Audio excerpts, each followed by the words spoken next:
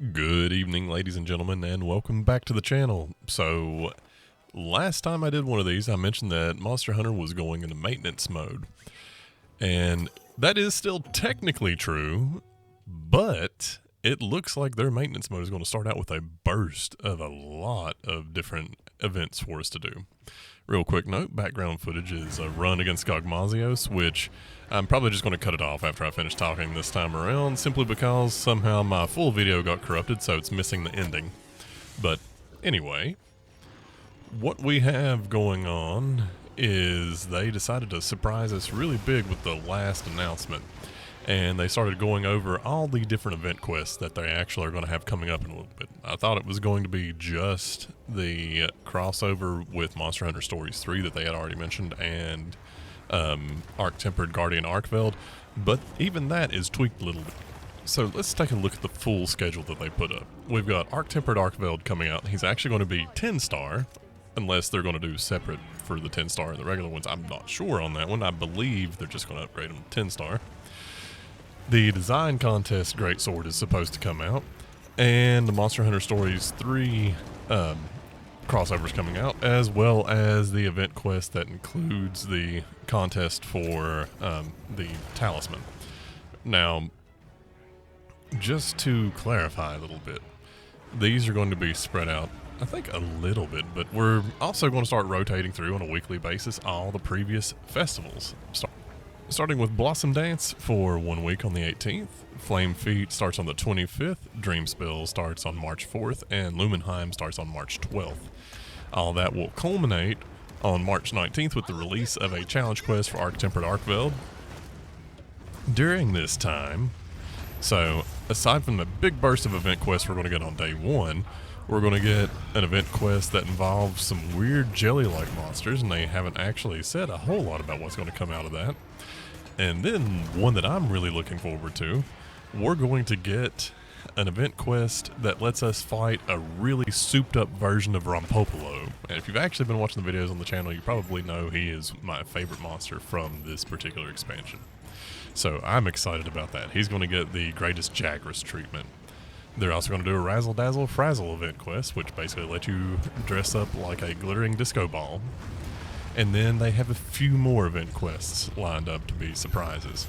So there's actually a pretty decent amount of new content coming, which is really surprising. It seemed like the release of Tempered Arkveld and the contest stuff and whatnot was going to be just sort of a big burst, and it'll be it, and then everything would sort of go quiet, because they did mention that around the summertime they're going to give an announcement about the expansion, which makes me think I'm actually pretty well correct that the expansion is going to be aimed at the fall, because I've been saying that for a little bit. I didn't figure they would do summertime, because that's really close to the release window for Monster Hunter Stories 3. It's not at the same point, but Monster Hunter Stories 3 is ending at the end of what we call quarter 1 of 2026. So you would think most of its sales window will actually be right in quarter 2.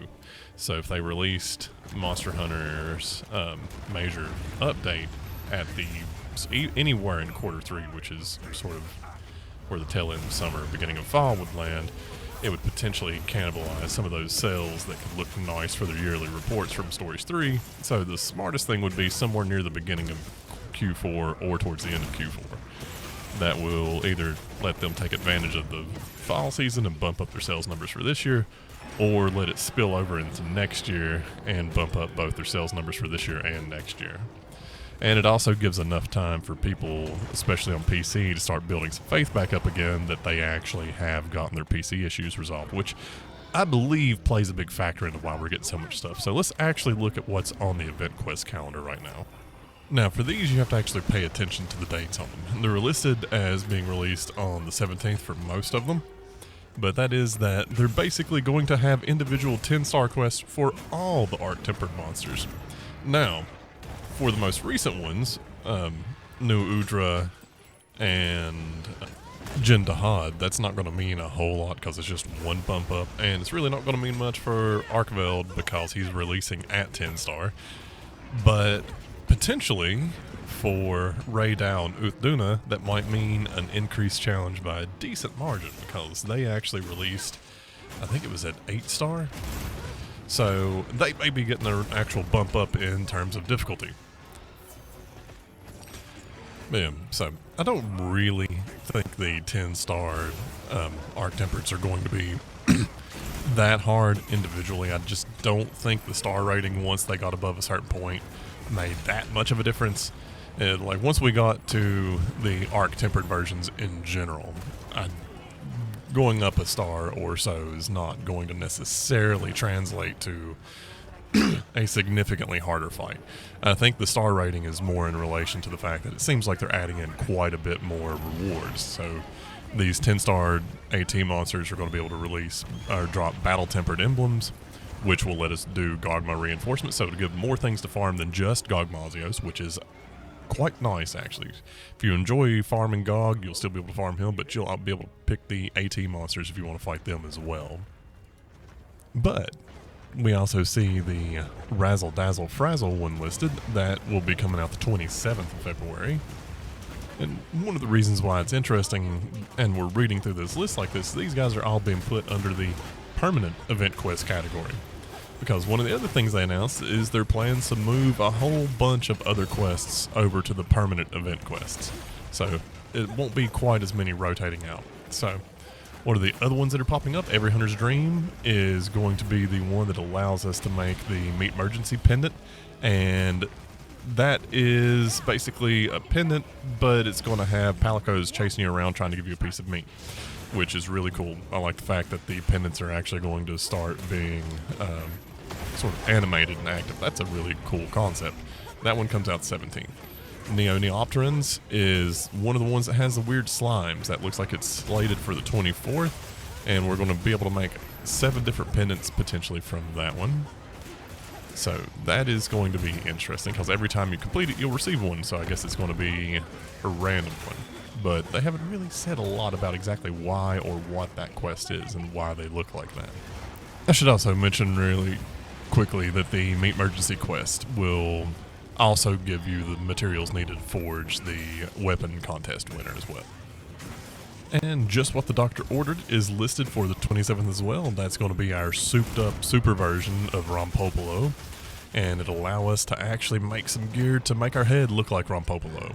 And you'll be able to actually alternate between the bloated head or the flattened head, and it'll also have 6 potential different pendants available for it. And just to talk about it for a minute, I'm not 100% certain exactly what the name of the quest is going to be for the Monster Hunter Stories crossover, but from what the video showed, it looks like it's going to be one of those terrible egg delivery quests. However, it will award what look like a variety of monsties to act as pendants, so they'll be flying around behind you. And forever, people have wanted sort of pets of some of the monsters in the game that could follow them around. So that looks like that's going to be a bit of fan request fulfillment from long ago. Now, the last thing I want to talk about in the video. They are going to put in a new optional quest called Proof of a Hero, where you get to fight all 4 10-star Arc-Tempered monsters in the Wounded Hollow. And I do believe it's going to be set up to have them come out 2 at a time. Now, obviously, Jindahad is not going to be in this because he's at least a little bit of a set-piece monster. But the other fights where you fight against 3 9-star monsters, Arc-Tempered monsters, are not Arc-Tempered, but just 2 tempered and 1 Arc-Tempered, not quite as hard as something like this is going to be.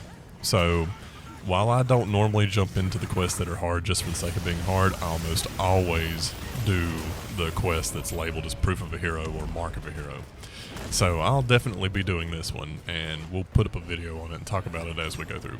More than likely, it'll just be an instance where you have to position yourself to let them beat on each other and then take pot shots as you get the opportunity. But greed's what's going to cost you victory on this one. In the meantime, I'm going to work on actually finally rounding out my set and finish doing some ascendants on a few of my pieces of gear and try to get my Goggma weapon perfected so that I have max stats going into this. But getting all those nice 10-star Arc-Tempered monsters should help farming up Goggma materials to perfect that weapon be just a little bit more interesting. Maybe not any easier, but at least interesting. And since they are going to drop Goggma stuff, I doubt that they're going to be harder than him, but I also don't think he's particularly hard once you've actually put him down. Like, the fight going on in the background. The only reason why I'm not going to let it play out to the end is the end got corrupted. But this one is one where I died solely because I was also having to try to pause the system so I could go help my child in the shower. But it's gotten to the point where once you've done it enough times, you don't die anymore. Once you've nailed it down and you've got your stuff down a little bit, you've got a better attack, and it's a relatively straightforward fight. The truth is, the 18 monsters are basically the same